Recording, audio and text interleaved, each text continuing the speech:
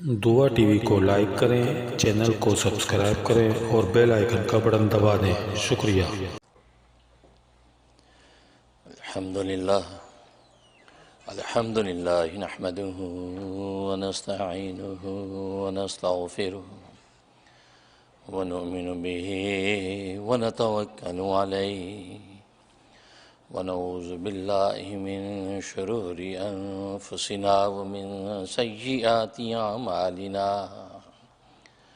من يهده الله فلا مضل له ومن يضلله فلا هادي له ونشهد أن لا إله إلا الله وحده لا شريك له ولا نظير له ولا مثل له ولا مثال له ونشهد أن سيدنا وسندنا وشفيعنا وشفيع أمرنا وحبيبنا وحبيب ربنا ومولانا محمدا عبده ورسوله أرسله الله إلى كافة للناس بشيرا ونذيرا وداعيا إلى الله بإذنه وسراجا منيرا أما بعد فأعوذ بالله من الشيطان الرجيم بسم الله الرحمن الرحيم لو أنزلنا هذا القرآن على جبل لرأيته خاشعا متصدعا من خشية الله وتلك الأمثال نضربها للناس لعلهم يتفكرون۔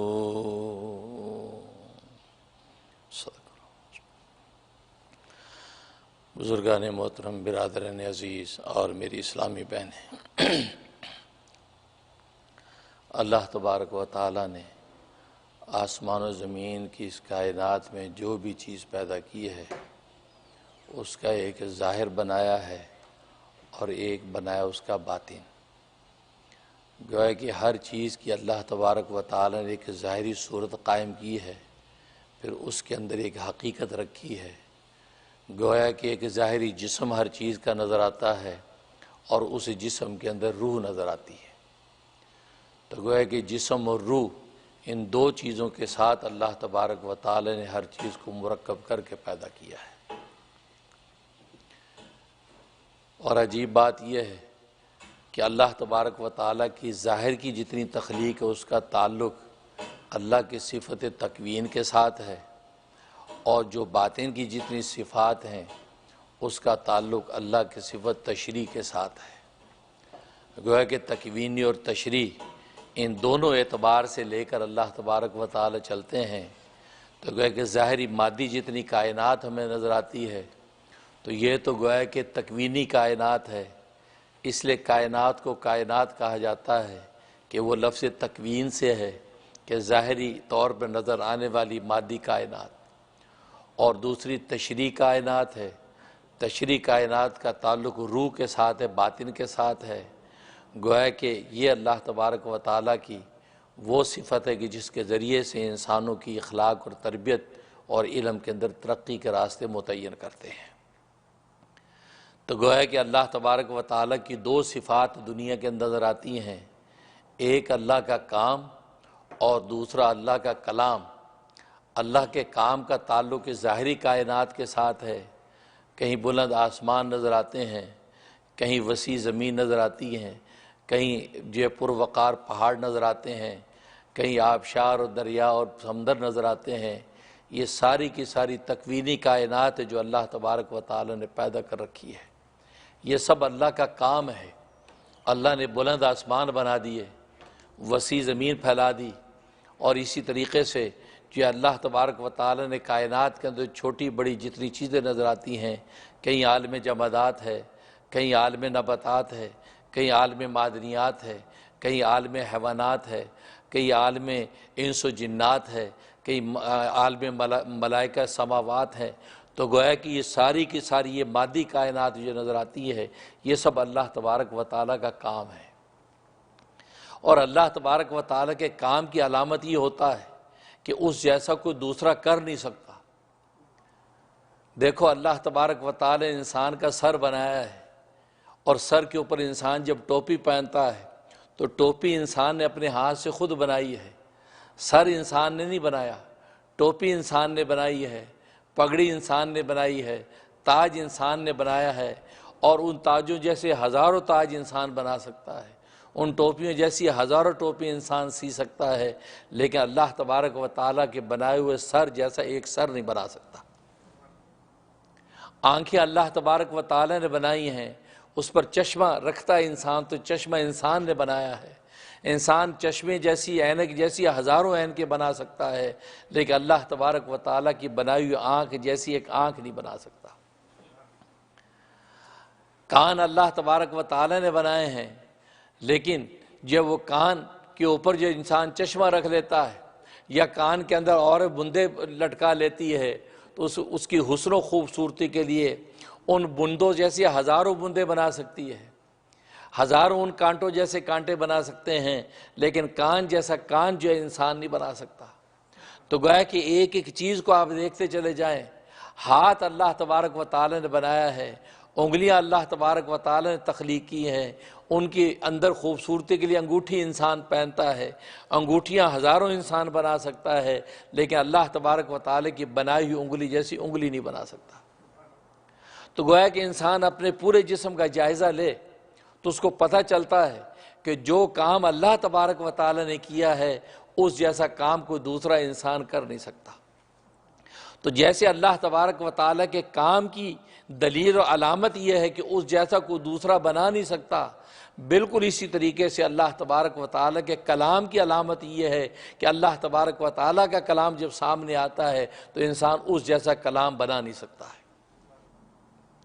چنانچہ قرآن کریم اللہ تبارک و تعالیٰ کا کلام ہے، اور اللہ تبارک و تعالیٰ نے جب یہ کلام دنیا کے اندر نازل کیا ہے تو دنیا والوں کو چیلنج کر دیا، تم بڑے بڑے کلام بنا سکتے ہو، اس زبان سے بڑے بڑے کلام صادر کر سکتے ہو، لیکن میں جو کلام بنا کر نازل کر رہا ہوں اس کلام جیسا کوئی کلام بنا کے دکھائے تو پھر میں مانوں گا۔ چیلنج کر دیا، اور یہ 4 طرح کا چیلنج کیا۔ سب سے پہلے اللہ تبارک و تعالیٰ نے فرمایا کہ اس قرآن کریم جو میرا کلام ہے، قرآن کریم جیسا قرآن بنا کے لاؤ، کوئی نہیں لا سکا۔ پھر فرمایا کہ قرآن کریم جیسا قرآن نہیں لا سکتے تو قرآن کریم جیسی 10 صورتوں جیسی 10 صورتیں بنا کے دکھا دو، نہیں بنا سکے۔ فرمایا کہ 10 نہیں بنا سکتے تو ایک صورت جو ہے قرآن کریم جیسی بنا کے دکھا دو، سب سے چھوٹی صورت انا اعطیناک کل کوثر ہے، سورۃ کوثر جیسی صورت بنا کے دکھا دو، یہ بھی نہیں کر سکتے تو فلیاتوا بحدیث مثلی، اس قرآن کریم کی ایک آیت جیسی ایک آیت بنا کے دکھا دو۔ تو گویا کہ اللہ تبارک و تعالیٰ کے کام کی جس طرح علامت یہ ہے کہ ویسا کام انسان نہیں کر سکتا، باوجود اس کے کہ آج سائنس اور ٹیکنالوجی کی قلابازیاں کھاتا ہے، زمینوں کو فتح کرتا ہے، فضاؤں کو مسخر کرتا ہے، چاند پر قدم رکھتا ہے، کیا کچھ انسان نے آج نہیں کر ڈالا، لیکن اللہ کے کام جیسا کام آج بھی وہ نہیں کر سکتا۔ اللہ کی بنائی ہوئی آنکھ جیسی وہ آنکھ آج بھی نہیں بنا سکتا، اللہ کی بنائی ہوئی گویا کہ ہاتھ جیسا آج وہ ہاتھ نہیں بنا سکتا، اللہ کی بنائی ہوئی جیسے کان جیسا کان نہیں بنا سکتا۔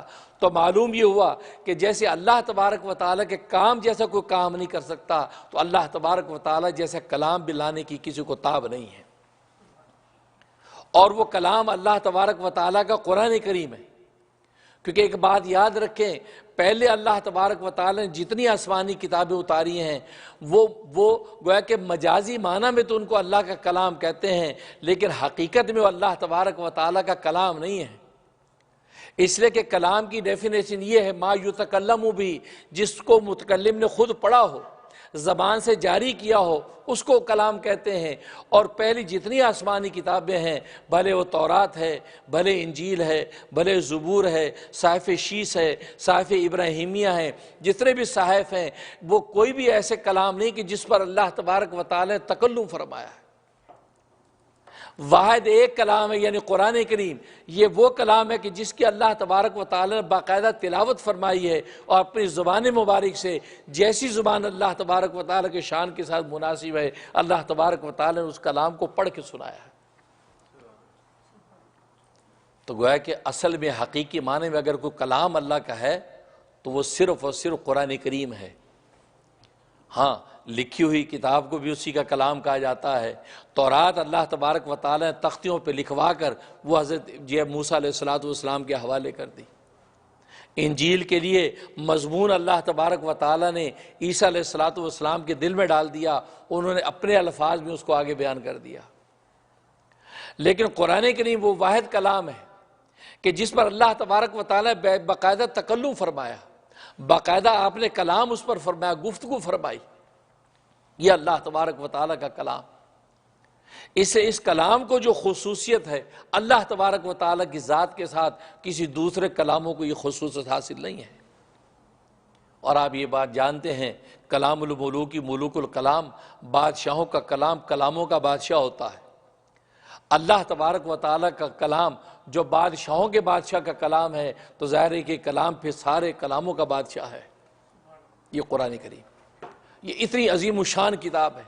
تبھی تو اللہ تبارک و تعالیٰ قرآن کریم کے بارے میں فرماتے ہیں کہ لو انزلنا ھذا القرآن علی جبل، اگر ہم اس قرآن کریم کو پہاڑ پر اتار دیتے، لرأیتہ خاشعا متصدعا من خشیۃ اللہ، اے محمد صلی اللہ علیہ وسلم تو دیکھتا کہ اس قرآن کریم کی ہیبت اور عظمت کے ساتھ اللہ تبارک و تعالیٰ کی خشیت سے پہاڑ ریزہ ریزہ ہو جاتا، ریزہ ریزہ ہو جاتا۔ ایسا کلام ہے۔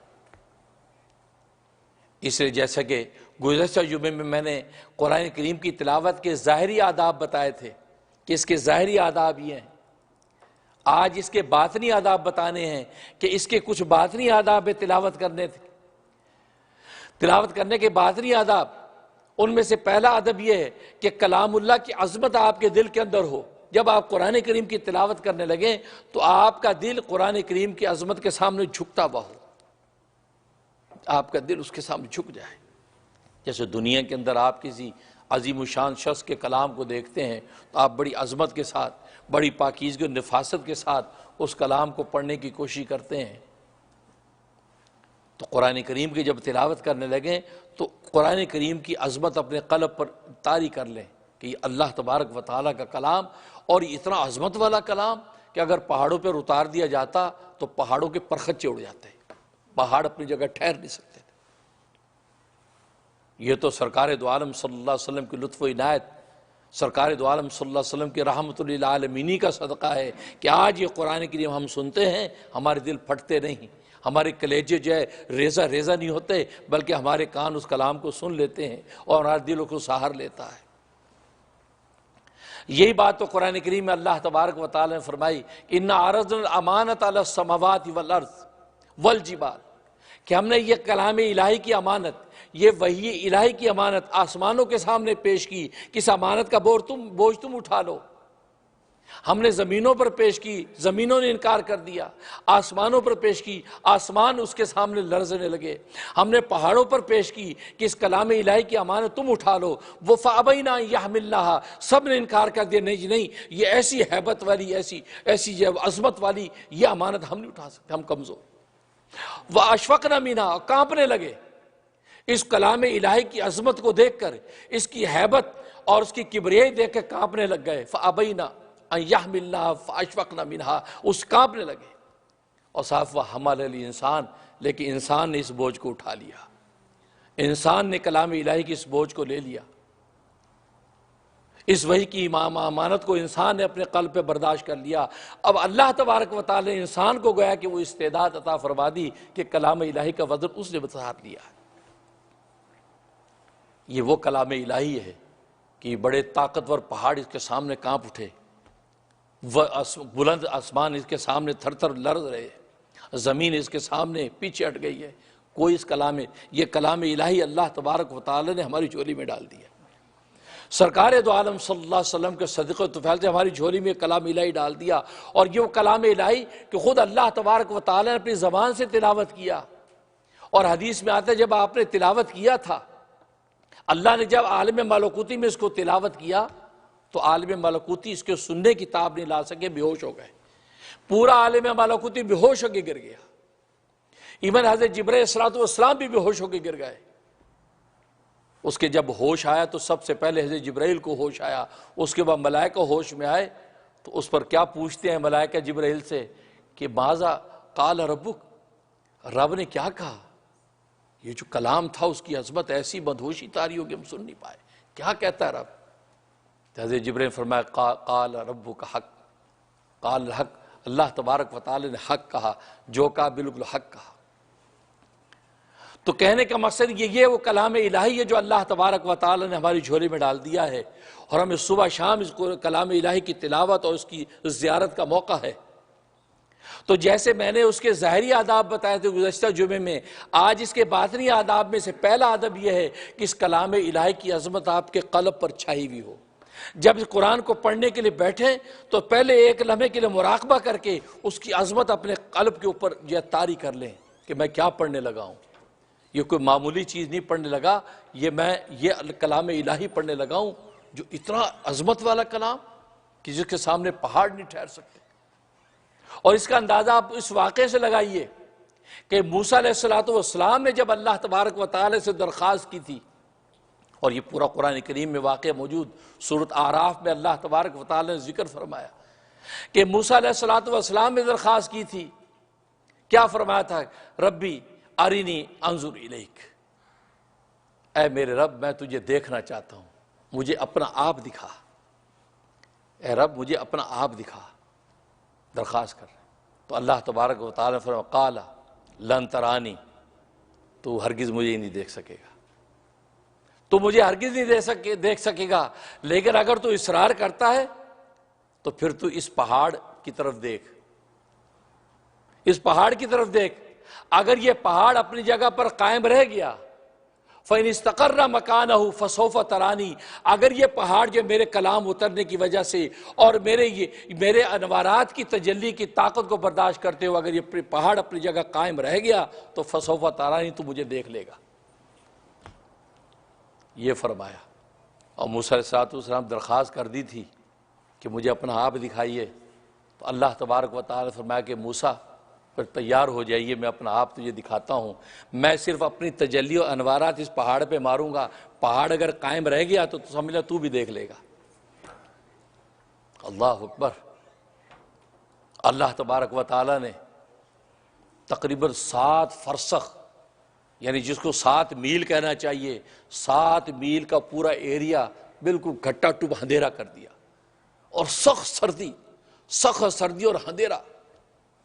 حضرت موسیٰ علیہ السلام نے کمبل اوڑھا ہوا ہے اور کوہ طور پر کھڑے ہیں، اندھیرا کر دیا، اور اس 7 فرسخ کے حصے میں سے شیاطین کو اللہ تبارک و تعالی نے نکال دیا، تمام شیاطین سے خالی کر دیا، ایمن کیڑے مکوڑے جانور سب کے سب اس 7 میل کے حصے میں سے نکال دیے، ایمن کہ جو کرامن کاتبین فرشتے جو کندھوں پہ بیٹھے ہوتے تو فرشتوں کو بھی الگ کر دیا، تم بھی ہٹ جاؤ۔ آج اللہ تبارک و تعالی اپنے نور کی تجلی اس پہاڑ پر مارنے لگی، اس نظارے کو دیکھو، ان کو بھی نکال دیا، اور زمین سے آسمان تک فضا کو بالکل شفاف کر دیا۔ اس کے بعد اللہ تبارک و تعالی نے پہلے آسمان کے فرشتوں کو حکم دیا کہ موسیٰ کے سامنے سے گزرو۔ پہلے آسمان کے فرشتے آئے اور موسیٰ علیہ السلام کے سامنے سے گزرے، ان کی شکلیں بیل کی طرح، بیل جیسی ان کی شکلیں، اور وہ زبان سے اللہ کی تحمید و تقدیس کرتے ہوئے جا رہے ہیں، تحمید و تقدیس کرتے ہوئے جا رہے ہیں، اور ایسی ہیبت اور ایسا خوف گزر رہے ہیں۔ حضرت موسیٰ علیہ السلام نے دیکھا کہ خاص ہیبت طاری ہوئی، تو فرشتوں کے سردار نے کہا کہ اے ابن عمران، ابھی نہ گھبرائیے، ابھی تو بہت کچھ دیکھنا ہے، ابھی تو سٹارٹ ہے، ابھی اینڈ کیا ہوگا وہ دیکھیے۔ حیران ہو رہے ہیں۔ اس کے بعد اللہ تبارک و تعالی نے دوسرے آسمان کے فرشتوں کو حکم دیا، دوسرے آسمان کے فرشتے شیروں کی شکل کے فرشتے سامنے سے گزر رہے ہیں، اور زبان پر وہی تسبیح اور تقدیس، اور ایسی ایک چیخ چلاٹ پورے فضا کے اندر ہے کہ پوری فضا کے اندر ایک ہیبت طاری، خوف طاری۔ موسیٰ علیہ السلام کو دیکھا نہیں جا رہا، لرز رہے ہیں، کانپ رہے ہیں۔ تو اس گروہ کے فرشتوں کے سردار نے کہا کہ اے ابن عمران، ابھی جلدی نہ کیجئے، صبر کیجئے، ابھی تو آپ نے بہت میں سے بہت تھوڑا دیکھا ہے، آپ لرز رہے ہیں، کانپ رہے ہیں۔ اس کے بعد تیسرے آسمان کے فرشتوں کو حکم دیا جا رہا ہے، یہ اللہ کے کلام کی، یہ اللہ کے انوارات کی بات ہو رہی ہے۔ اس سے آپ اندازہ لگا لیجیے کہ کلام الہی، اس کلام الہی کے انوارات، اس کی ہیبت کا عالم کیا ہوگا۔ یہ تو اللہ تبارک و تعالیٰ کی لطف و عنایت ہے کہ اس نے الفاظ و نقوش کے پردے کے اندر چھپا کر اور اس حجاب میں بند کر کے ہمارے حوالے کر رکھا ہے۔ اگر اللہ تبارک و تعالیٰ اس کے اپنے اندر کا نور ظاہر کر دے قرآن کریم کا، تو یہ کائنات بھسم ہو جائے، ٹھہر کوئی نہ سکے۔ تبھی تو اللہ نے قرآن میں کہا لَوْ أَنزَلْنَا هَذَا الْقُرْآنَ عَلَى جَبَلٍ، اگر ہم اس قرآن کریم کو پہاڑ پر اتار دیں، لَرَأَيْتَهُ، تو دیکھے گا، خاشعا متصدعا من خشیت اللہ، یہ اللہ تبارک و تعالیٰ کے خوف سے ریزہ ریزہ ہو جائے گا۔ ایسے نہیں ہے، اور آج ہم صبح شام قرآن پڑھ رہے ہیں، ہمارے دل پہ اثر ہی نہیں ہوتا۔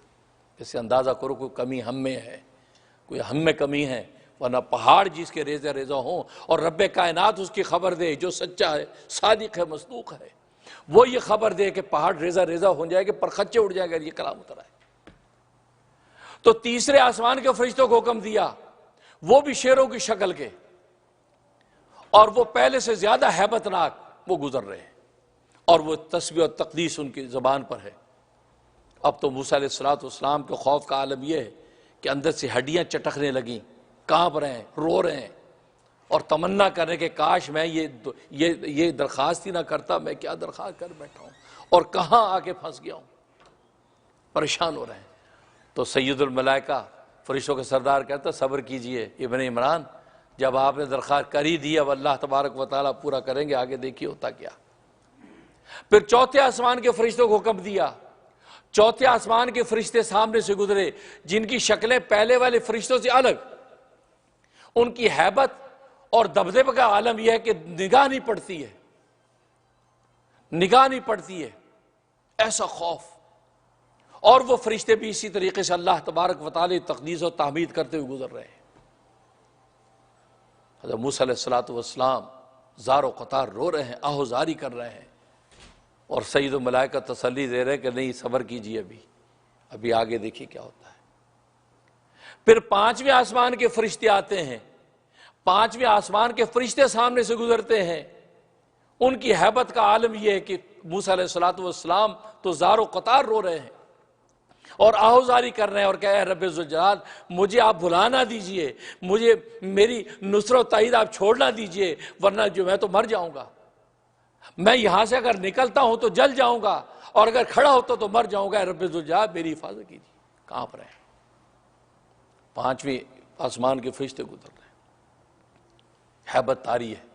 پھر چھٹے آسمان کے فرشتوں کو حکم ہوتا ہے، چھٹے آسمان کے فرشتے آتے ہیں، ان کی شکلیں اور ہیبت ناک ہیں، اور ہر فرشتے کے ہاتھ میں ایک ڈنڈا ہے، ایک ڈنڈا جو سورج سے زیادہ روشن اور کھجور کے درخت کی طرح ایک بڑا ڈنڈا ان کے ہاتھ میں ہے، اور آگ کے شعلے جیسے ان کے بدن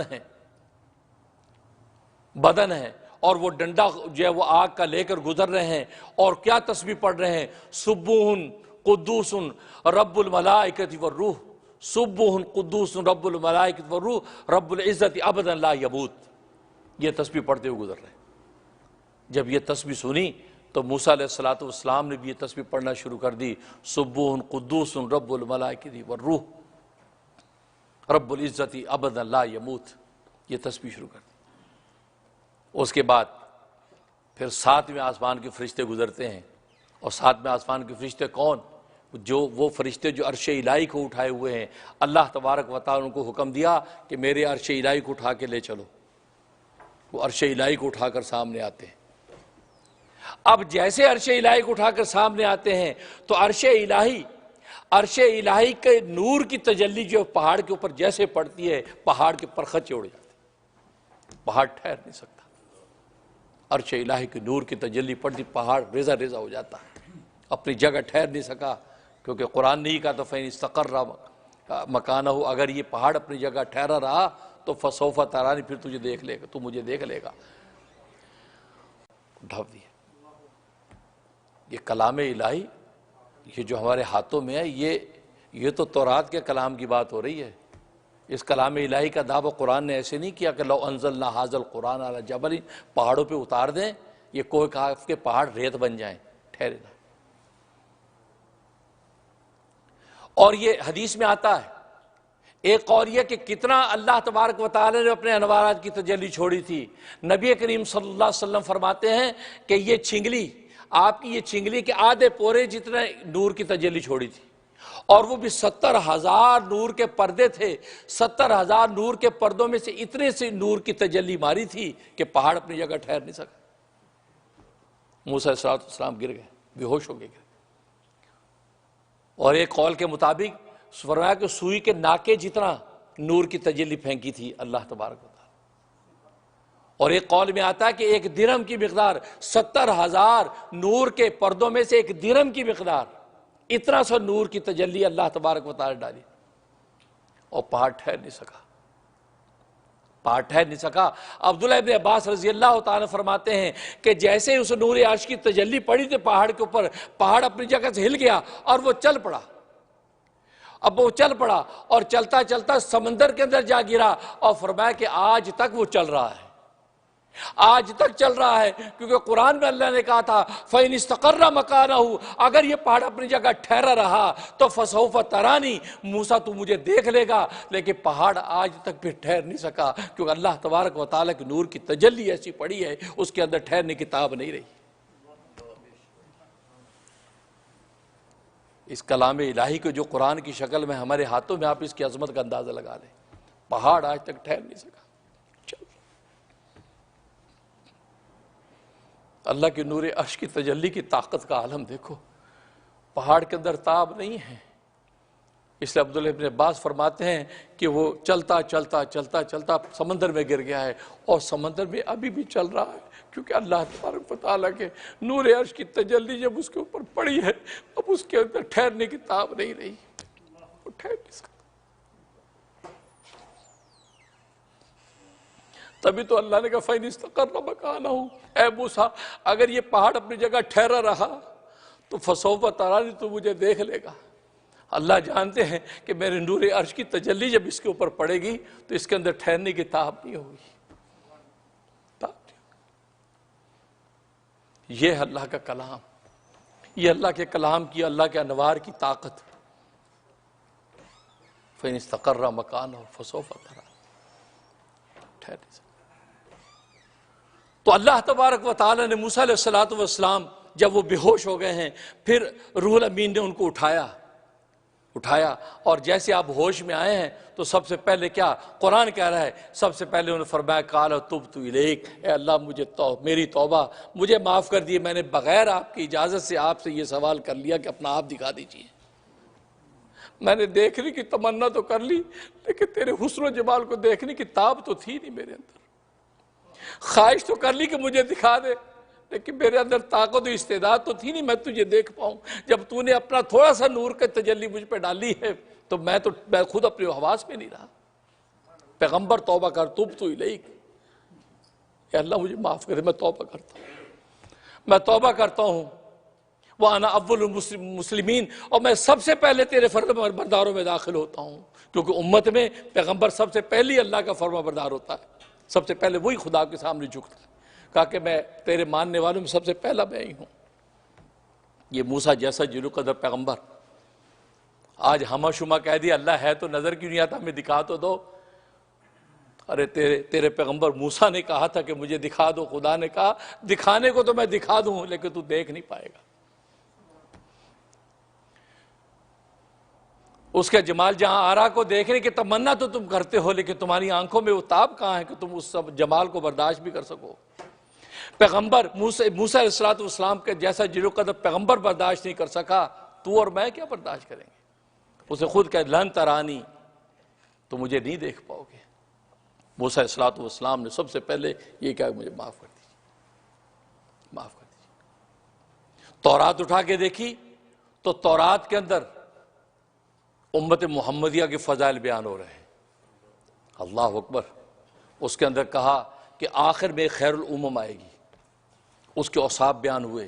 تو اس وقت موسیٰ علیہ السلام نے رب ذوالجلال سے کہا، اے رب ذوالجلال، میں تورات کے اندر دیکھ رہا ہوں کہ اس کے اندر آپ نے خیر الامم کا ذکر کیا ہے، ایک ایسی خیر امت آئے گی جس کو تم نے لوگوں کی ہدایت کے لیے پیدا کیا ہوگا، وہ لوگوں کے نیکی کا حکم دیں گے، گناہوں سے روکیں گے، اور وہ اللہ کے نام کو اونچا کرنے کے لیے میدان جہاد میں جہاد کرنے کے لیے نکلیں گے، اور گمراہوں کے ساتھ وہ جہاد کریں گے اور تیرے نام کو بلند کریں گے۔ اور دوسری روایت میں فرمایا کہ میں نے وہ اوصاف دیکھے ہیں کہ تیری امت خیر الامم ایک آئے گی، اور وہ خیر الامم ایسی ہوگی ان کے سینوں کے اندر تیرا قرآن حفظ ہوگا، تیرے قرآن کو حفظ کریں گے، تیرے کلام کو سینوں میں محفوظ کریں گے، تیرا جو مصحف ان کے سینوں میں محفوظ ہوگا۔ ایسے ایسے وہ سعادت مند ہوں گے، اور وہ نمازوں کے اندر صفیں ان کی اس طرح ہوں گی جیسے کہ فرشتوں کی صفیں ہوتی ہیں، اور مسجدوں کے اندر وہ قرآن کریم کی تلاوت جب کریں گے تو قرآن کریم کی آواز مسجد میں یوں آئے گی جیسے شہد کی مکھیاں بھن بھناتی ہیں، شہد کی مکھیاں کی گنگناہٹ آتی ہے، ایسے قرآن کریم کی آوازیں اس مسجدوں کے کونے خدروں سے، دائیں بائیں سے، اوپر نیچے سے آئیں گی۔ یہ وہ امت ہے، یا اللہ یہ امت کس کی ہے؟ یہ امت تو مجھے دے دے، یہ امت مجھے دے دے۔ اللہ تبارک و تعالیٰ فرمایا نہیں، یہ میرے محبوب محمد کی امت ہے، یہ تجھے نہیں ملے گی۔ میں نے اپنے محبوب کے لیے محبوب امت رکھی ہے جو قرآن کریم کو سینوں میں محفوظ کرے گی، زبانوں سے تلاوتیں کرے گی، صفے فرشتوں کی طرح صفے بنائیں گی۔ یہ وہ امت، یہ میرا اور آپ کا ذکر ہو رہا ہے جس پر موسیٰ علیہ السلام جیسے پیغمبر رشک کر رہا ہے۔ ہم نے اپنی قیمت کو سمجھا نہیں ہے، ہم نے غیروں کی لگائی قیمت کو اپنی قیمت سمجھا، غیروں نے جو ہماری قیمت لگا لی، ہم سے شاید ہم ایسے ہی ہیں، ہم ڈپریس ہونے لگ گئے، ڈپریشن کا شکار ہو گئے، اسلام قبول کر کے اسلام میں آ کے ڈپریشن کا شکار ہو گئے۔ یار ساری دنیا کہتی یار مسلمان ایسے، یار اسلام ایسا ہے، نہیں۔ یہ یہود و نصارہ جو کہتے ہیں انہی کے پیغمبر کی بات کر رہا ہوں، موسیٰ کلیم اللہ کی بات کر رہا ہوں، جس موجز کے اوپر ان کی زندگیاں قائم ہیں، جس جیزس میں ان کی زندگیاں قائم، ان کی بات کر رہا ہوں۔ موسیٰ کہنے کہ یہ خیر الامم، یہ خیر الامم مجھے دے دے، ان کے جو اوصاف میں دیکھ رہا ہوں سبحان اللہ ایسے اوصاف مجھے دے دے۔ کہا کہ نہیں، یہ میرے محبوب محمد کی امت ہے، اور ایک جگہ فرمایا یہ احمد کی امت ہے، کیونکہ سرکار دو عالم صلی اللہ علیہ وسلم کا نام آسمانوں پہ احمد بولا جاتا ہے، زمین پر محمد بولا جاتا ہے، اس کی امت ہے۔ جب مزید اوصاف دیکھے تو موسیٰ علیہ السلام نے کہا اے رب ذوالجلال، یہ اس امت کی کتنے اوصاف و کمالات اس تورات کے اندر بند ہیں، کاش میں اس امت میں سے ہوتا، میں اس امت میں سے ہوتا، میں اس امت کے ساتھ شامل ہو جاتا۔ دیکھو پیغمبر کیا کہہ رہا ہے، میرے اور آپ کے ساتھ بیٹھ رہا ساتھ۔ ہماری آج حالت یہ ہے، خدا کو یاد کرنے کا ہمیں ٹائم نہیں ہے، خدا کے کلام کے لیے ہمیں پر فرصت نہیں ہے، ہم یہ دنیا کے چند ٹکوں میں ہلکان ہو گئے ہیں، برباد کر دیا اپنے آپ کو، جبکہ کہہ گئے کہ کوئی بھی سست آدمی اپنے مقدر رزق کو کم نہیں کر سکتا سستی کی وجہ سے، اور کوئی چست آدمی اپنی چستی کی وجہ سے اپنے رزق کو بڑھا نہیں سکتا۔ آسمانوں پہ جو فیصلے تقدیر کے رزق کے ہوگے تمہیں مل کے رہے گا، تو پھر خدا کو کیوں بھول جاتے ہو؟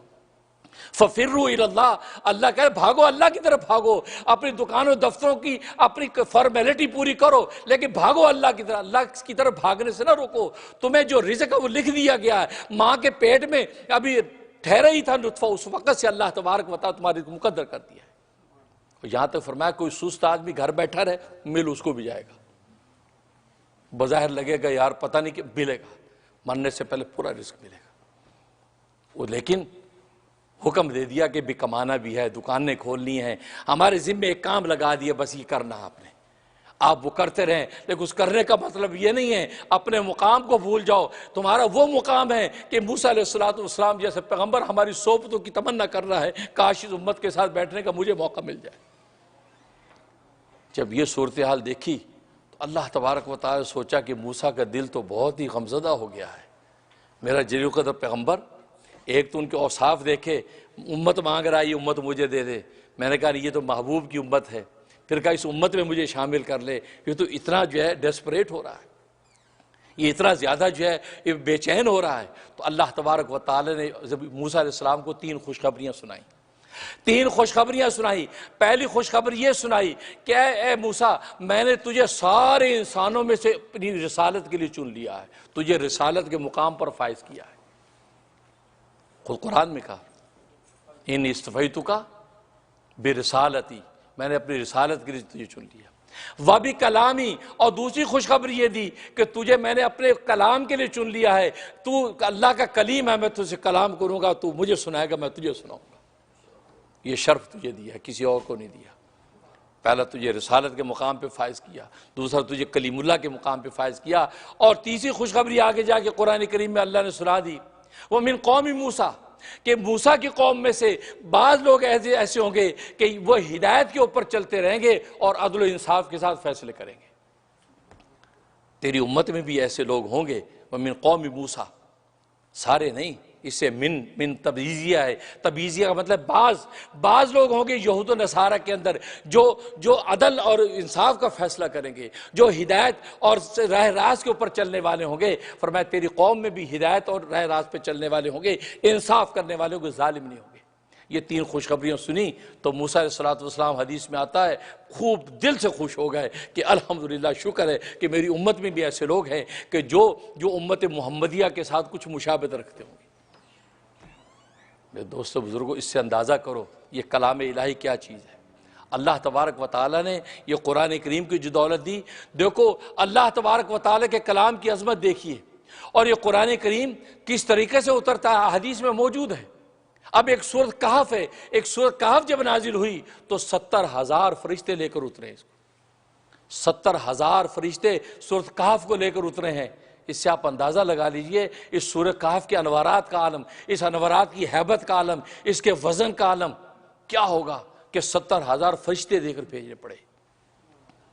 اور آج ہمیں جمعے یا جمعرات کو سورۃ کہف پڑھنے کا ٹائم ہی نہیں ہے۔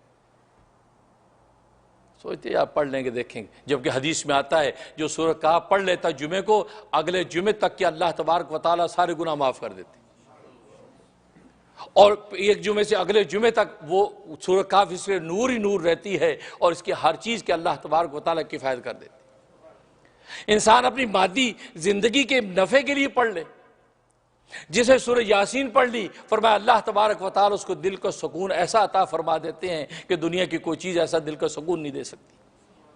اس لیے اس سے سورہ یاسین کو قرآن کا دل کہا ہے، قرآن کا دل، جسے اس کو پڑھ لیا اس کا دل اللہ تبارک و تعالیٰ کے ساتھ جڑ جاتا ہے۔ اور یہ سورہ یاسین اور سورہ طٰہٰ، یہ 2 ہی صورتیں تو تھیں جو اللہ تبارک و تعالیٰ نے عالم ملکوتی میں جب تلاوت کیے ہیں تو عالم ملکوتی مدہوش ہو گیا، سننے کی تاب نہیں لا سکا۔ اس لیے پہلا ادب اس کی عظمت۔ تو میں نے جس واقعہ آپ کو بتایا، اس کو آپ اندازہ کر کے قرآن کریم کی عظمت کو اندازہ کیجئے کہ یہ قرآن کریم کی ہیبت اور عظمت کا عالم کیا ہوگا۔ یہ تو اللہ تبارک و تعالیٰ کے لطف و عنایت کہ اس نے جو نقوش الفاظ کے پردے اور حجاب میں ان کو بند کر رکھا ہے، اور ہم آنکھیں سے دیکھ کے اس کو پڑھ لیتے ہیں۔ اور یہ تو وہ کلام ہے کہ جب اس کو دیکھتے ہیں تو دیکھنے پر بھی اجر ملتا ہے، اس کو پڑھتے تو پڑھنے پر بھی اجر ملتا ہے۔ اس لیے امام غزالی رحمہ اللہ تعالیٰ فرماتے ہیں کہ حالت نماز کے اندر کھڑے ہو کر جب قرآن کریم تلاوت کیا جاتا ہے، فرمایا 1 حرف پر 100 نیکیاں ملتی ہیں۔ حالت نماز میں بیٹھ کے جب تلاوت کیا جاتا ہے تو 1 حرف پر 50 نیکیاں ملتی ہیں، اور خارج نماز میں کھڑے ہو کے جب پڑھا جاتا ہے 1 حرف پر 25 نیکیاں لکھی جاتی ہیں، اور خارج نماز میں جب بیٹھ کے تلاوت کیا جاتا ہے تو 1 حرف پر 10 نیکیاں ملتی ہیں۔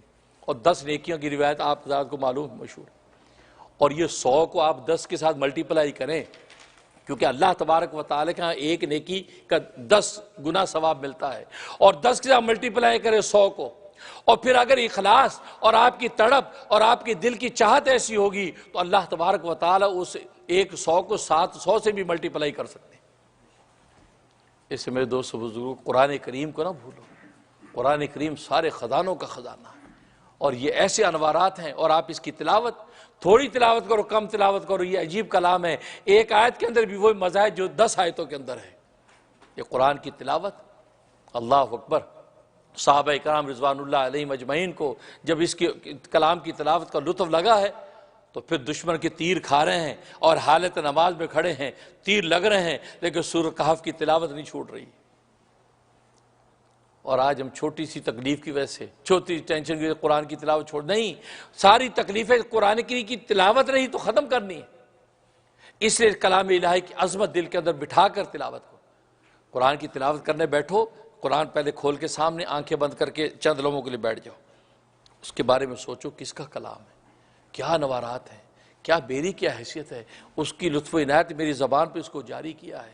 اب اس کی عظمت جب دل میں آئی، اب جو ہے میں نے جیسے پچھلی دفعہ بتایا تھا کہ سب سے پہلے پڑھو اعوذ باللہ السمیع العلیم من الشیطان الرجیم، یہ پڑھو۔ اس کے بعد کہو ربی اعوذ بک من ہمزات الشیاطین و اعوذ بک ربی ان یحضرون، یہ پڑھو۔ یہ پڑھنے کے بعد ایک مرتبہ سورہ فاتحہ پڑھو، بسم اللہ الرحمن الرحیم پڑھ کے سورہ فاتحہ آمین تک پڑھو۔ سورہ فاتحہ پڑھنے کے بعد اس کے بعد سورۃ الناس یعنی قرآن کی آخری سورت، پہلی سورت آخری سورت، یہ پڑھو۔ یہ پڑھنے کے بعد آپ قرآن کی تلاوت شروع کرو۔ آپ کر کے دیکھیں، یہ قرآن آپ سے باتیں کرے گا، قرآن آپ سے بولے گا، آپ کو اندازہ ہی نہیں، اس قرآن کو ہم نے سمجھا ہی نہیں۔ قرآن بولے گا، آپ جس مصیبت مسئلے کے لیے قرآن کھول کے پڑھیں گے، قرآن آپ کو بولے گا تیری مصیبت کا یہ حل ہے۔ آپ اسی قرآن پڑھتے پڑھتے پتہ لگا جائیں گے، ہیں یہ تو میرے مسئلے کا حل ہے، ارے قرآن تو یہ مجھے نصیحت کر رہا ہے، اجے قرآن تو میرے دل کی بات پکڑ لی اس نے۔ تو آپ یہ قرآن اللہ کا کلام ہے، زندہ کلام ہے۔ دنیا کے کلام مردہ کلام ہوتے ہیں، اللہ کا کلام ہے، زندہ کلام ہے، اور یہ اللہ تعالیٰ کا وصف خاص ہے۔ اس لیے تو کہتے ہیں کہ قرآن کی اگر قسم کھائیں تو حانث ہو جاتا، اگر کہے کہ میں قرآن کی قسم کھاتا ہوں تو قسم ہو جاتی ہے، کیونکہ اللہ کے غیر کی قسم کھانا جائز نہیں ہے۔ صرف اللہ کی قسم کھا سکتے ہیں، اس کی ذات و صفات کی قسم کھا سکتے ہیں، لیکن آپ کہتے ہیں تیری جان کی قسم، آسمان کی قسم، زمین کی قسم، اللہ کے غیر کی کسی چیز کی قسم کھا تو قسم واقع نہیں ہوتی۔ لیکن قرآن کریم کی جب قسم کہا، قرآن کی قسم، کہ قرآن چونکہ اللہ کے غیر نہیں بلکہ اللہ تبارک و تعالیٰ کے وجود سے نکلا ہے، اس کی صفت ہے، اس کا وصف ہے، اس لیے اللہ کا کلام کی جو قسم کھاتے ہیں تو قسم ہو جاتی ہے۔ اس لیے حدیث میں آتا ہے تبرک بالقرآن، قرآن سے برکتیں حاصل کرو، کیوں؟ فإنہ کلام اللہ، ہی اللہ کا کلام ہے، وخرج منہ، اللہ میں سے نکلا ہے، اللہ میں سے نکلا، یہ وہ کلام ہے۔ اسے میرے دوستو بزرگوں، ناظرین حاضرین، آج ہی سوچ لو کہ پوری عظمت کے ساتھ قرآن کی تلاوت کریں گے، بھلے 2 آیتیں تلاوت ہوں۔ اللہ اکبر۔ عبداللہ بن عباس رضی اللہ تعالیٰ فرماتے ہیں کہ پوری عظمت کے ساتھ، پوری تحسین و تجوید کے ساتھ اور ترتیل و توجہ کے ساتھ میں چند آیتیں تلاوت کر لوں یا صرف سورہ یاسین سورہ طٰہٰ پڑھ لوں، یہ بہتر ہے کہ میں کئی پارے تلاوت کروں۔ بلکہ بہت سے اللہ والے ایسے ہیں کہ جب بے توجہ سے اگر تھوڑی سی تلاوت ہو گئی تو واپس آتے کہ نہیں، اس بے توجہ سے نہیں، دوبارہ توجہ کے ساتھ کرنی، اللہ کا ٹھہر ٹھہر، کیونکہ اس کا اللہ کے کثرت نہیں، اللہ کے کمیت کی قیمت ہے، اللہ کے کوانٹٹی کے نہیں، اللہ کے کوالٹی کی قیمت ہے۔ کوالٹی کا ایک صفحہ آپ قرآن تلاوت کر کے خدا کو پیش کر دو، اس کی وہ قیمت لگے گی۔ آپ پورا پارہ پیش کرو جس کے اندر کوالٹی نہ ہو، اس کی وہ قیمت نہیں۔ اس انداز سے تو پہلا ادب میں نے آج بتایا، باطنی آداب میں سے 10 آداب کل، پہلا میں نے بتایا کہ کلام کی عظمت دل میں بٹھا کے اب تلاوت کرو۔ اللہ سے دعا ہے کہ اللہ تبارک و تعالی عمل کرنے کی توفیق عطا فرمائے۔ وآخر دعوانا ان الحمدللہ رب العالمین۔ آج کا خطبہ سپانسر کیا ہے نیو یارک سے ایک مسلم لیڈی نے، جو اپنا نام نہیں بتانا چاہتی، لیکن ان کے جو کام ہیں، ان کے مسائل ہیں، ان کے شوہر ناراض ہو کے چلے گئے ہیں، تو اللہ تبارک و تعالیٰ ان کے شوہر کو واپس لے آئے۔ آج کی خطبے اور بیان کی برکت سے ان میں کوئی لغزی کوتاہی ہو گئی، اللہ معاف فرما دے۔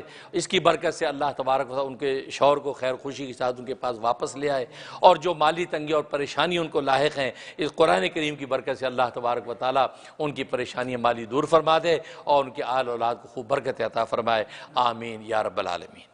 دین کی بات پھیلانا صدقہ جاریہ ہے، ثواب کی نیت سے ویڈیو کو شیئر کیجیے، شکریہ۔